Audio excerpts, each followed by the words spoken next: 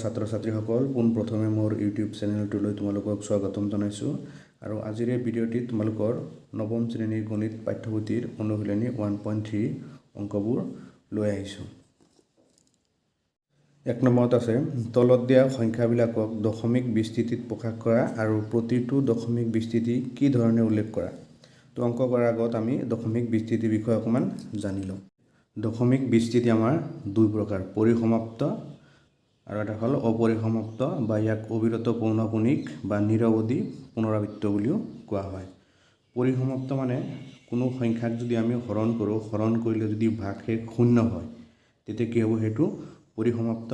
আৰু অপৰিসমাপ্ত কোনো সংখ্যাক যদি হৰণ কৰোঁ, হৰণ কৰিলে ভাগশেষ যদি আমাৰ শূন্য নহয় তেতিয়া সেইটো হ'ব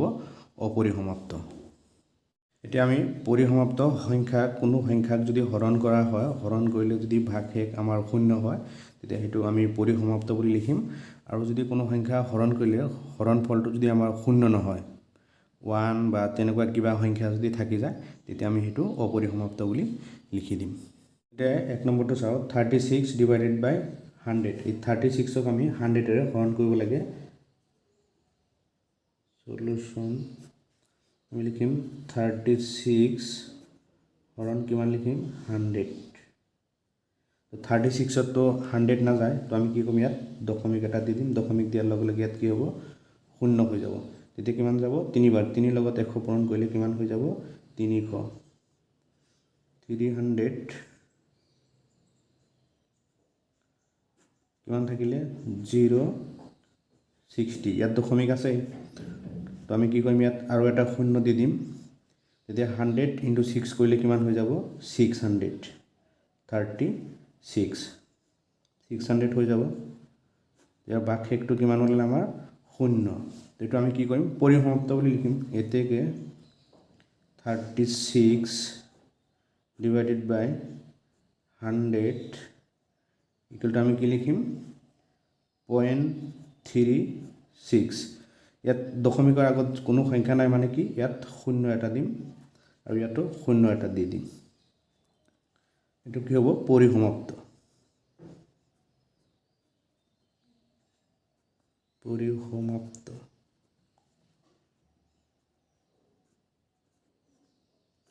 তো এইটো আছিল 1ৰ 1 নম্বৰৰ এনচাৰ। এতিয়া 2 নম্বৰটো চাওঁ, 1 ডিভাইডেড বাই 11 আছে। 1ক 11ৰে হৰণ কৰিব লাগে। সলিউশ্যন 1 ডিভাইড কিমান হ'ব, 11। এতিয়া 1ক 11ৰে ডিভাইড নাযায়, তো আমি কি কৰিম, ইয়াত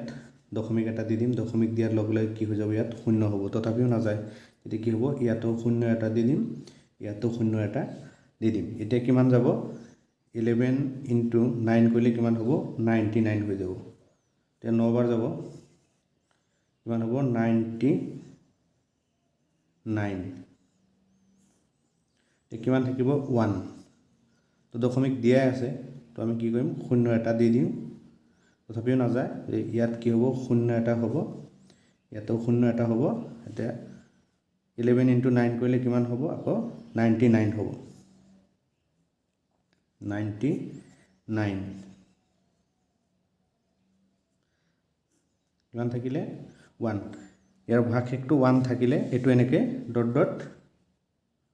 গৈয়ে থাকিব, ইয়াৰ ভাগশেষটো শূন্য নোলায়। তো এতেকে লিখিম আমি, এতেকে 1 ডিভাইড 11 ইকুৱেলটো আমি লিখিম 0.0909। এই 09টো আমাৰ ৰিপিট হৈ হৈ গৈ আছে। এই 09টো ৰিপিট হৈছে, তো আমি লিখিব পাৰিম 0.09। যিটো এনেকৈ আমাৰ গৈ থাকিব তেতিয়া ৰিপিট হৈ থাকিব, তেতিয়া এইটো আমি এটা বাৰ চিন দি দিলোঁ। বাৰ চিন দিলে এইটো বুজাব যে এই 09টো বাৰ বাৰ ৰিপিট হৈ হৈ গৈ আছে, সেইকাৰণে আমি ইয়াৰ ওপৰত এটা বাৰ চিন দি দিলোঁ। এতেকে এইটো কি হ'ব, অপৰিসমাপ্ত। অপৰিসমাপ্ত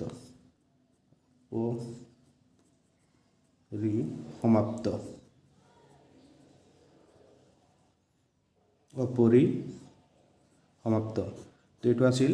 1ৰ 2 নম্বৰৰ এনচাৰ। এই ডট ডট মানে এনেকুৱা 09 গৈয়ে থাকিব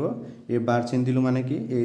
যিটো সংখ্যা মানে ৰিপিট হৈ গৈ থাকিব সেইটো আমি কি কৰিলোঁ বাৰ চিন দি দিলোঁ ছাত্ৰ ছাত্ৰীসকল আশা কৰিছোঁ অংকটো তোমালোকে নিশ্চয় ভালদৰে বুজি পাইছা ইয়াত দশমিক থাকিলে দশমিকৰ আগত সদায় এটা 0 দিব লাগিব নহ'লে পূৰ্ণ দশমিক নহ'ব এতিয়া 1ৰ 3 নম্বৰটো কি আছে আমাৰ মিশ্ৰ ভগ্নাংশ আছে তো মিশ্ৰ ভগ্নাংশটো আমি হৰণ কৰিব নোৱাৰিম ইয়াক কি কৰিব লাগিব অপ্ৰকৃত ভগ্নাংশলৈ নিব লাগিব অপ্ৰকৃত ভগ্নাংশত কেনেকৈ লিখিম আমি এইটো হৰটো আমি একে লিখিম হৰ এই 4 * 8 কৰিলে কিমান হ'ব 32 প্লাছ ইয়াত কিমান আছে 1 তো হৈ যাব আমাৰ 33 ডিভাইড হ'ব 8 এতিয়া এই 33 ক 8 এৰে আমাৰ হৰণ কৰিব লাগিব এতিয়া 1ৰ 3 নম্বৰ আমি কিমান পালোঁ 33/8 33 ডিভাইড কিমান আছে 8 এতিয়া 33 ক 8 এৰে হৰণ কৰিব লাগিব 33 ডিভাইড কিমান হ'ব 8 এতিয়া 33 ত 8 কিমান হ'ব 8 * 4 কৰিলে কিমান হ'ব 32 মানে 4 বাৰ যাব কিমান হ'ব 32 কিমান থাকিব 1 এতিয়া 1ক 8 নাযায় ইয়াত দশমিক দি দিম দশমিক দিয়াৰ লগে লগে ইয়াত কি হৈ যাব 0 এটা হৈ যাব এতিয়া 8 যাব কিমান এবাৰ 8 তো কিমান থাকিব 2 এতিয়া নাযায় দশমিক দিয়া আছে কিমান হ'ব আমাৰ 0 এটা হ'ব 0 হ'লে কিমান হ'ব 8 2 গুণ কিমান হ'ব আমাৰ 16 2 কিমান হ'ব 16 থাকিব কিমান 4 ইয়াত দশমিক দিয়াই আছে তো আমি কি কৰিম ইয়াত 0 এটা হ'ব 8 যাব কিমান 5 কিমান হ'ব 40 8 * 5 কৰিলে কিমান হৈ যায় 40 তো আমাৰ ভাগশেষটো কিমান ওলাইছে 0 আমাৰ যেহেতু ভাগশেষটো 0 ওলাইছে ইয়াতে আমি এইটো লিখিম পৰিসমাপ্ত এতেকে 33 ডিভাইড 8 ইকুৱেল টু কিমান ওলাইছে আমাৰ 4.125 এটো কি হ'ব আমাৰ পৰিসমাপ্ত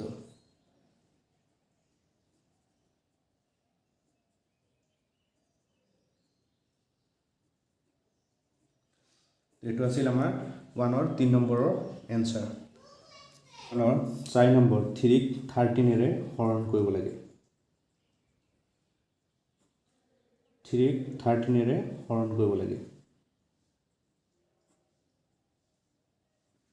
লিখিম আমি 3 হৰণ 13 এতিয়া 3 ক 13 হৰণ নাযায় তো আমাৰ কি হ'ব ইয়াত দশমিক এটা হ'ব দশমিক দিয়াৰ লগে লগে কি হৈ যাব ইয়াত 0 হ'ব 0 হ'লে আমাৰ 13 * 2 কৰিলে কিমান হৈ যাব 26 তাৰ মানে 2 বাৰ যাব কিমান হ'ব 26 এতিয়া কিমান থাকিব 30 পৰা 26 গ'লে কিমান থাকিব 4 থাকিব আমাৰ ইয়াত দশমিক দিয়া আছে আমি কি পাম 0 এটা পাম এতিয়া 13 * 3 কৰিলে কিমান হৈ যাব 39 হৈ যাব কিমান হ'ব 39 তো কিমান থাকিব 1 এতিয়া 1ক 13 এ হৰণ নাযায় যেটো আমাৰ কি আছে ইয়াত দশমিক দিয়া আছে কি হ'ব 0 এটা হ'ব তথাপিও নাযায় ইয়াত কি কৰিম আমি ইয়াত এটা 0 দি দিম ইয়াত 0 দিয়াৰ লগে লগে ইয়াত এটা 0 আহিব এতিয়া কিমান হ'ব 13 * 7 কৰিলে কিমান হৈ যাব 91 13 * 7 কৰিলে কিমান হ'ব 91 ইয়াত কিমান থাকিব 9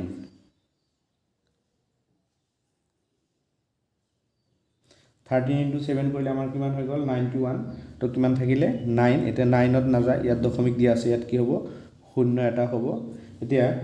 13 * 6 কৰিলে কিমান হৈ যাব আমাৰ 78 13 * 6 কৰিলে কিমান হৈ যাব আমাৰ 78 বাকি থাকিব কিমান 12 যে 12ত নাযায় দশমিক দিয়া আছে আমি কি কৰিম ইয়াত 0 এটা দিম এতিয়া 13 * 9 কৰিলে কিমান হৈ যাব 117 13 * 13 ইনটু 9 কৰিলে কিমান হ'ব আমাৰ 117 তো ইয়াত কি হ'ব আমাৰ 9 হ'ব ইয়াত কিমান হ'ব 117 আমাৰ কিমান থাকিলে ভাগশেষ 3 এতিয়া চোৱা আমাৰ সেই আগৰটো ঘূৰি আহিলে এতিয়া 3 আহিলে ইয়াতো 3 আহিলে ইয়াত মানে 0 দিম 0 দিয়াৰ পিছত আকৌটো হ'ব এই সংখ্যাটোৱে ৰিপিট হৈ গৈ থাকিব ইয়াৰ ভাগশেষটো আমি শূন্য নাপাওঁ গতিকে আমি আৰু নকৰোঁ এতিয়া হৰণ কৰিলে আমাৰ এই সংখ্যাখিনিয়ে ৰিপিট হৈ গৈ থাকিব তো আমি দশমিকৰ আগত কি কৰিব লাগে সদায় শূন্য এটা দিব লাগে এতেকে 313 এৰে হৰণ কৰিলে আমি কিমান পালো 0.23076 যেহেতু এই সংখ্যাখিনি আমি ৰিপিট কৰিলে হৰণ ফলটো আকৌ একেই ওলাব তো আমি আৰু এবাৰ লিখিব পাৰি এই সংখ্যাটো আমি আৰু এবাৰ লিখি দিব পাৰি 230769 এইটো কি হ'ব আকৌ ৰিপিট হ'ব এনেকৈ ডট ডট গৈ থাকিব তো আমি ইয়াৰ ওপৰত বাৰ চিন এটা দি দিব পাৰি আকৌ আমি ইয়াক এনেকৈ লিখিব পাৰি 0.2307669 বাৰ দিলোঁ মানে এই সংখ্যাখিনি আকৌ ৰিপিট হৈ গৈ থাকিব তো এইটো কি হ'ব আমাৰ এতেকে অপৰিসমাপ্ত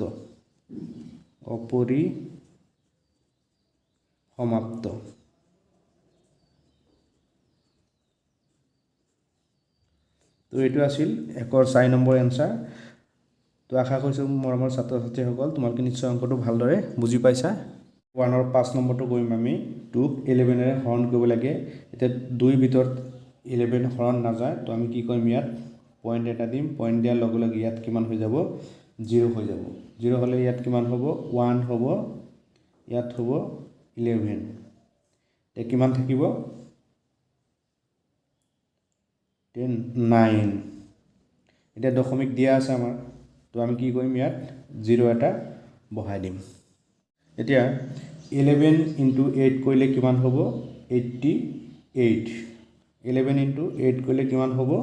88 হ'লে কিমান থাকিব 1082 এতিয়া আমাৰ ইয়াত দশমিক দিয়া আছে কি কৰিম আমি 0 এটা দি দিম এতিয়া কি হ'ব 11 * 1 কৰিলে কিমান হ'ব 11 হ'ব তো ইয়াত কি হ'ব 1 এটা হ'ব কিমান হ'ব 11 10 কিমান হ'ব 9 আকৌ আমাৰ দশমিক দিয়া আছে ইয়াত কি কৰিম শূন্য এটা দি দিম এতিয়া 11 * 8 কৰিলে কিমান হৈ যায় আমাৰ 88 হ'ব 88 11 * 8 কৰিলে কিমান হ'ব আমাৰ 88 হ'ব আকৌ কিমান থাকিব 102 এতিয়া আমাৰ কি এই সংখ্যাটোৱে কি হৈ আছে ৰিপিট হৈ আছে এই সংখ্যাটোৱে বাৰ বাৰ কি হ'ব ৰিপিট হৈ থাকিব গতিকে এইটো আমি ডট ডট দিম এতেকে 2/11 কৰিলে আমি কিমান পালোঁ 0.1818 যেহেতু এই সংখ্যাটো কি আমাৰ ৰিপিট হৈ আছে তো আমি ইয়াৰ ওপৰত বাৰ এটা দিব পাৰিম তো আমি লিখিম 0.18 বাৰ এতেকে দশমিক বিস্তৃত হ'ব অপৰিসমাপ্ত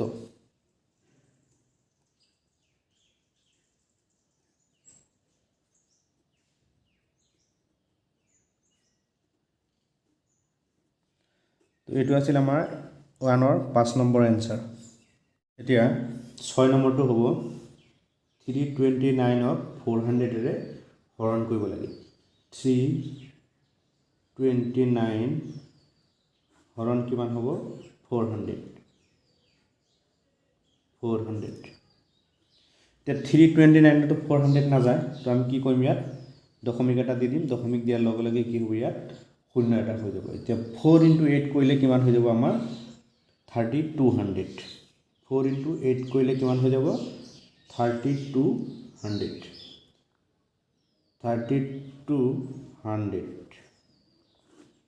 এতিয়া কিমান থাকিলে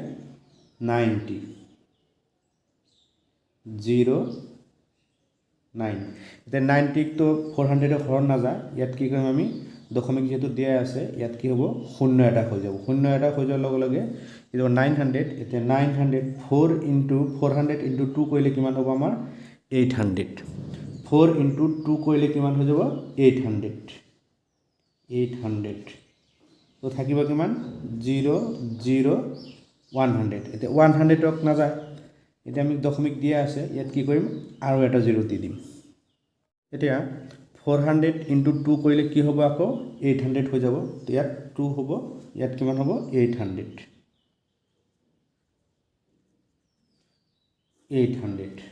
তো আমাৰ কিমান থাকিব 200 0 0 2 200 তো 400 নাযায় তো কি হ'ব আমাৰ যেহেতু ইয়াত দশমিক দিয়া আছে ইয়াত শূন্য এটা দি দিম এতিয়া 400 ইনটু 5 কৰিলে কি হৈ যাব আমাৰ 2000 400 ইনটু 5 কৰিলে কিমান হৈ যাব 2000 তোমাৰ ভাগশেষটো কিমান ওলাইছে শূন্য ওলাইছে ভাগশেষটো শূন্য ওলাইছে তো আমাৰ এটো কি হ'ব পৰিসমাপ্ত এতেকে 329 divide 400 equal to কি ওলাইছে আমাৰ 0.8225 যেহেতু আমাৰ ভাগশেষটো শূন্য ওলাইছে তো দশমিক বিস্তৃত হ'ব আমাৰ পৰিসমাপ্ত এতেকে পৰিসমাপ্ত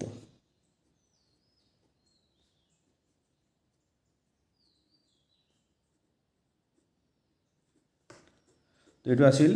1ৰ 6 নম্বৰ এনসাৰ তো আশা কৰিছো তোমালোকে নিশ্চয় অংককেইটা ভালদৰে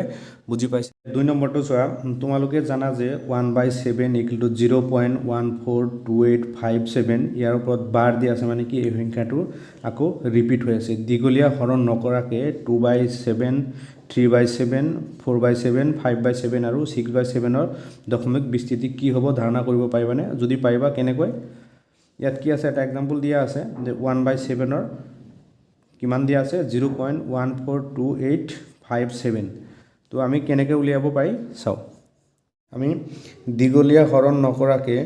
2/7 3/7 4/7 5/7 আৰু 6/7 ৰ মান উলিয়াব লাগিব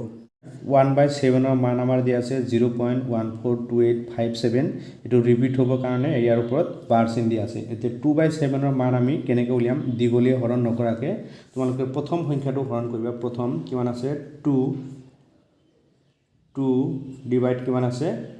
7 তো 2 আমাৰ 7 এৰ হৰণ না যায় ইয়াত আমি দশমিক দিম দশমিক দিয়াৰ লগে লগে ইয়াত কিমান হৈ যাব 0 হৈ যাব 0 হৈ গলে কিমান হ'ব 2 * 7 কৰিলে কিমান হ'ব 14 2 * 7 কৰিলে কিমান হ'ব 14 তো ইয়াত কিমান থাকিব 6 ইয়াত কিমান ওলাইছে আমাৰ 2 ওলাইছে তো এটো আমি এনেকৈ লিখিম 0.82 ৰ পৰা আৰম্ভ কৰি এই সংখ্যাকেইটা লিখি দিম 2 এই 2 লিখিলো এটা কি হয় 8 5 7 আমি কোৰ পৰা লিখিলো যে 2857 ইয়াত কিমান থাকিলে 14 এই 14 টো আমি আকৌ লিখি দিম 14 ইয়াৰ ওপৰত এটা বাৰ চিন দি দিম কাৰণ এই সংখ্যাখিনি কি হ'ব আমাৰ ৰিপিট হ'ব বাৰবাৰ কৈ দিছো ইমান আমাৰ কিমান ওলাইছে 0.2 তো আমি 0.22 লিখিলো তাৰ পিছত কি আছে এই 8 ৰ পৰা 857 লিখিলো তাৰ পিছত এই দুটা থাকি গল এই দুটা সংখ্যা আমি আকৌ লিখি দিম তো এটো হৈ গল আমাৰ 2/7 ৰ মান আছে আমি 3/7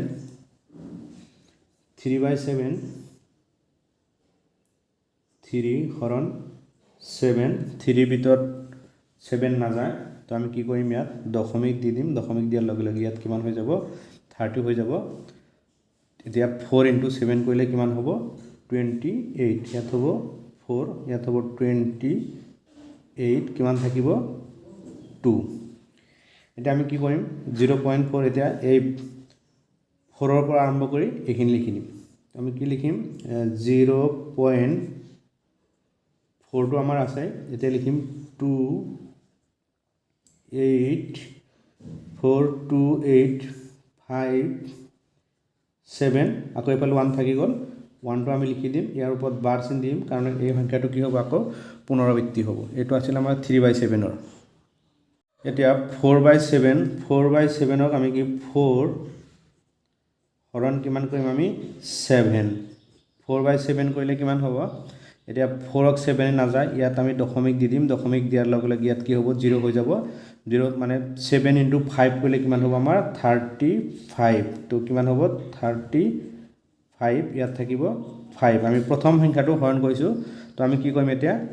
0.5 লিখিলো এটা এই 5 ৰ পৰা আৰম্ভ কৰিম 5 ৰ পিছত কিমান আছে 7 তো এই সংখ্যাখিনি আমি আকৌ লিখি দিম 1428 যেটা আমি 5 ৰ পৰা লিখিছো ইয়াৰ ওপৰত বাৰ চিন দি দিম কাৰণ এই সংখ্যাখিনি কি হ'ব পুনৰাবৃত্তি হ'ব তো এটো আছিল আমাৰ 4/7 এৰ হৰণ কৰিলে ভ্যালু এটো ওলাব আমি দীঘলীয়া হৰণ নকৰাকে ওলাই আছো এতিয়া 5/7 দীঘলীয়া হৰণ নকৰাকে কৰিব লাগে 5/7 আমি কি কৰিম 5ক 7 এৰে হৰণ কৰিব লাগে কি হ'ব আমাৰ 5ক 7 এ নাযায় ইয়াত দশমিক দিম দশমিক দিয়াৰ লগে লগে ইয়াত কি হৈ যাব 0 হ'ব 7 * 7 কৰিলে কিমান হৈ যাব আমাৰ 49 কিমান থাকিলে 1 এতিয়া 7 টো আমি কি লিখিম 0.7